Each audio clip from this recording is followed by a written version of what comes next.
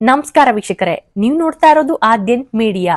ನಾನಿವತ್ತು ಅಯ್ಯಪ್ಪನ ಬಗ್ಗೆ ಅತಿ ಹೆಚ್ಚಾಗಿ ಗೂಗಲ್ ಹುಡುಕಾಟವನ್ನ ನಡೆಸಿದಂತಹ ಪ್ರಶ್ನೆಗಳಿಗೆ ಉತ್ತರವನ್ನ ಕೊಡ್ತೀನಿ.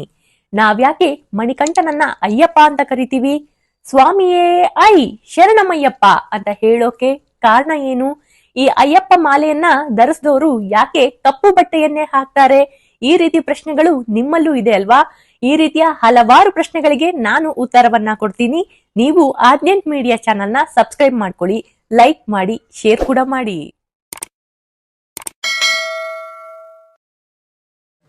ಮೊದಲು ಅಯ್ಯಪ್ಪ ಸ್ವಾಮಿಯನ್ನ ಮಣಿಕಂಠ ಅಂತ ಕರೆಯಲಾಗ್ತಿತ್ತು. ಅದರ ಹಿಂದೆ ಕಾರಣ ಹೀಗಿದೆ. ಪಂದಳ ದೇಶವನ್ನ ಆಳ್ತಿದ್ದಂತಹ ರಾಜಶೇಖರ ಮಹಾರಾಜನು ಅತ್ಯಂತ ಧರ್ಮನಿಷ್ಠ, ಪ್ರಜಾಪ್ರೇಮಿ. ಆದ್ರೆ ಅವನಿಗೆ ಮಕ್ಕಳಿರಲಿಲ್ಲ. ತನಗೆ ಉತ್ತರಾಧಿಕಾರಿ ಇಲ್ಲ ಎಂಬ ಚಿಂತೆ ಅವನಿಗೆ ಕಾಡ್ತಿತ್ತು. ರಾಜ ರಾಣಿ ಇಬ್ರು ಕೂಡ ಭಗವಂತನಲ್ಲಿ ಬೇಡ್ತಾ ಇದ್ರು. ಇತ್ತ ಲೋಕಕ್ಕೆ ಕಂಟಕವಾದಂತಹ ಮಹಿಷಿ ಎಂಬ ರಾಕ್ಷಸಿಯನ್ನ ಸಂಹಾರ ಮಾಡಲು ಶಿವ ಮತ್ತು ವಿಷ್ಣುವಿನ ಅಂಶದಿಂದ ಜನಿಸಿದ ಮಗುವಿಗೆ ಭೂಮಿಯ ಮೇಲೆ ಒಂದು ಪಾತ್ರವಿತ್ತು. ಆ ಮಗು ರಾಜಮನೆತನದಲ್ಲಿ ಬೆಳೆದು ಶಕ್ತಿಶಾಲಿಯಾಗಬೇಕಿತ್ತು.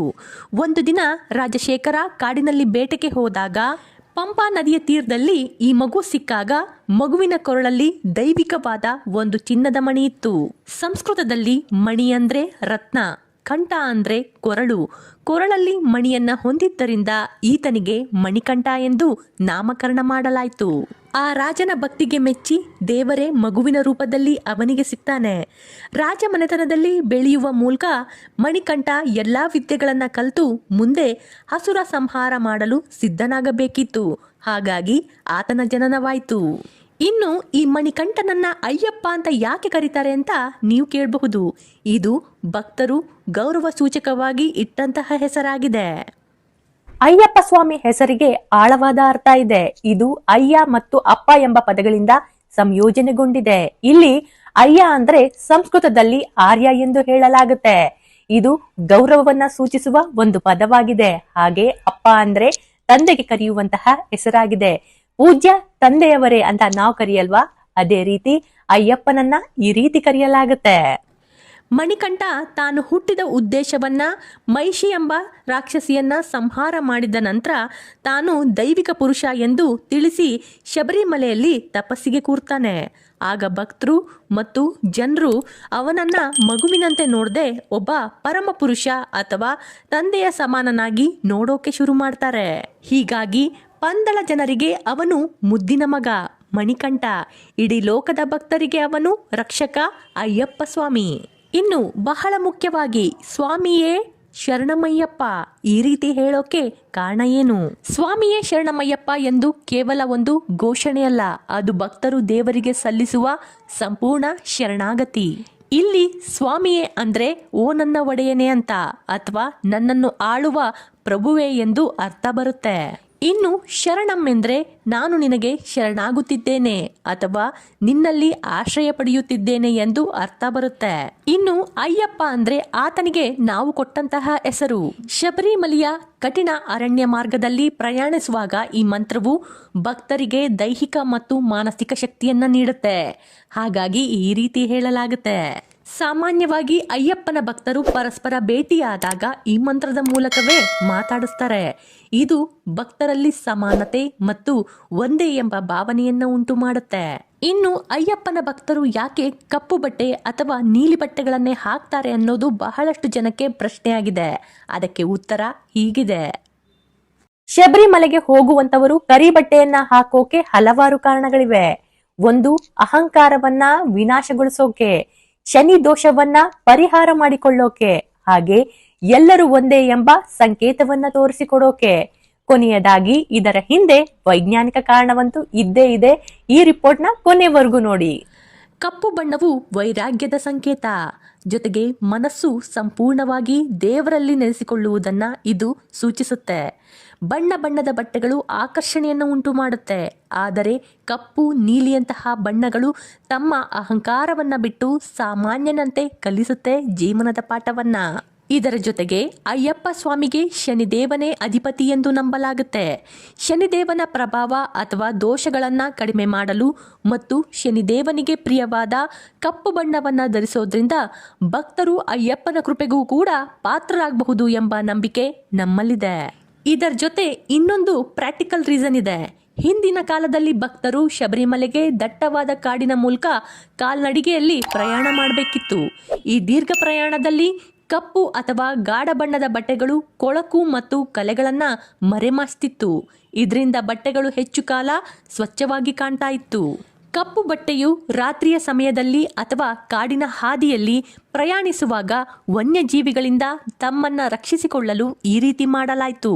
ಇದರ ಜೊತೆ ಇನ್ನೊಂದು ವೈಜ್ಞಾನಿಕ ಕಾರಣವೂ ಇದೆ. ಅಯ್ಯಪ್ಪನ ರಥವನ್ನ ಹೆಚ್ಚಾಗಿ ಚಳಿಗಾಲದಲ್ಲಿ ಅಂದರೆ ನವೆಂಬರ್, ಡಿಸೆಂಬರ್, ಜನವರಿ, ಫೆಬ್ರವರಿ ಈ ರೀತಿ ಇಟ್ಕೊಳ್ತಾರೆ. ಕಪ್ಪು ಬಣ್ಣವು ಶಾಖವನ್ನ ಹೀರಿಕೊಳ್ಳುವ ಗುಣವನ್ನ ಹೊಂದಿದೆ. ಕಾಡಿನ ಹಾದಿಯಲ್ಲಿ ನಡೆಯುವಾಗ ಮತ್ತು ಶಬರಿಮಲೆಯ ತಂಪಾದ ವಾತಾವರಣದಲ್ಲಿ ದೇಹದ ಉಷ್ಣತೆಯನ್ನ ಕಾಪಾಡಿಕೊಳ್ಳಲು ಕಪ್ಪು ಬಟ್ಟೆ ಸಹಕಾರಿಯಾಗಿದೆ. ಕೆಲವರು ಕಪ್ಪು ಬಣ್ಣದ ಬಟ್ಟೆ ಅಥವಾ ನೀಲಿ ಬಣ್ಣದ ಬಟ್ಟೆಯನ್ನು ಕೂಡ ಹಾಕ್ತಾರೆ. ಇದು ವಿಶಾಲವಾದ ಆಕಾಶ ಮತ್ತು ಸಮುದ್ರದಂತೆ ಭಕ್ತಿಯು ವಿಶಾಲವಾಗಿದೆ ಎಂದು ತೋರಿಸಿಕೊಡುತ್ತೆ. ಮತ್ತೊಂದು ಪ್ರಶ್ನೆ ಇದೆ, ಮಹಿಳೆಯರೇಕೆ ಶಬರಿಮಲೆಗೆ ಹೋಗಬಾರ್ದು ಅಂತ? ಅದಕ್ಕೆ ಕಾರಣ ಬಹಳ ಸಿಂಪಲ್ ಆಗಿದೆ. ಸಾಮಾನ್ಯವಾಗಿ 10 ರಿಂದ 50 ವರ್ಷಗಳಿನ ವಯಸ್ಸಿನಲ್ಲಿರುವಂತಹ ಮಹಿಳೆಯರು ಋತುಸ್ರಾವವಾಗುವ ವಯಸ್ಸಿನವರು. ಹಾಗಾಗಿ ಅವರನ್ನ ನಿಷೇಧಗೊಳಿಸಲಾಯಿತು. ಅದಕ್ಕೂ ಕೂಡ ಕಾರಣ ಹೀಗಿದೆ. ಶಬರಿಮಲೆಯಲ್ಲಿರುವಂತಹ ಅಯ್ಯಪ್ಪ ಸ್ವಾಮಿಯನ್ನ ನಿಷ್ಠಾವಂತ ಬ್ರಹ್ಮಚಾರಿ ರೂಪ ಎಂದು ಕರೆಯಲಾಗುತ್ತೆ. ಅಂದರೆ ಅತ್ಯಂತ ಕಟ್ಟುನಿಟ್ಟಾದ ಬ್ರಹ್ಮಚರ್ಯವನ್ನ ಪಾಲಿಸುವಂತಹ ಯೋಗಿ ಎಂದರ್ಥ. ಈ ತತ್ವದ ಪ್ರಕಾರ ಬ್ರಹ್ಮಚರ್ಯಕ್ಕೆ ಭಂಗ ಬಾರದಂತೆ ಮತ್ತು ದೇವರ ಈ ನಿಷ್ಠಾವಂತ ರೂಪಕ್ಕೆ ಗೌರವವನ್ನ ಸಲ್ಲಿಸುತ್ತಾ ಈ ವಯೋಮಾನದ ಮಹಿಳೆಯರನ್ನ ದೂರ ಇಡಲಾಯಿತು.